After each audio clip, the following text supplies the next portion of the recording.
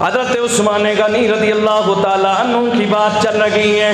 اولین سابقین میں سے گئے, یہاں تک کہ میں نے عرض کیا گئے شروع کے 10 صحابہ جو ایمان لائے تھے ان میں حضرت عثمان ہے. یہاں تک بھی ہے کہ چوتھے نمبر پہ ایمان لانے والے حضرت عثمان ہے.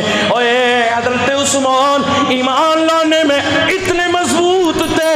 آپ کا چچا حاکم جس کا نام ہے, اس نے جب یہ سنا کہ عثمان ایمان لے آئے گے, اس نے حضرت عثمان کو رسیوں سے جکڑ کے باندھ دیا اور کہا یہی سزا ملے گی, یوں ہی جکڑے باندھے رہو گے, کبھی تمہیں کھولا نہیں جائے گا, تمہیں ترسایا جائے گا, کھانا پینا نہیں دیا جائے گا.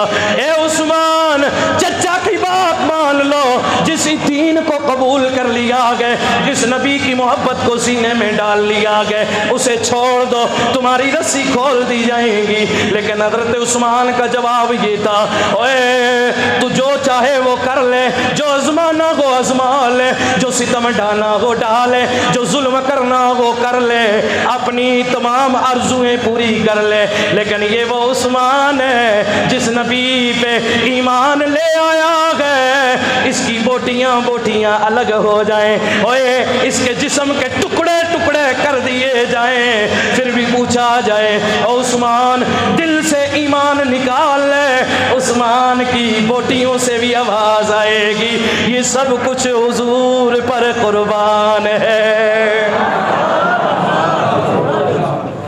یہ ہوتا ہے بھائی ایمان.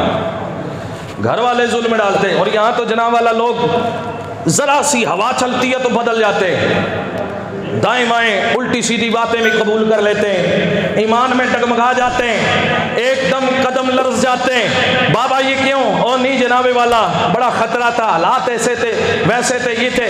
اور تیرے ایمان کے حالات کیوں بدل گئے؟ تیرا ایمان کیوں بدل گیا؟ حالات تو باہر تھے, ہوائیں تو باہر تھی, لیکن تیرے ایمان کا رخ کدھر تھا؟ تیرا ایمان کدھر چلا گیا؟ تیرے ایمان کے اندر دراریں کیوں پڑ گئی ہیں؟ اللہ اکبر.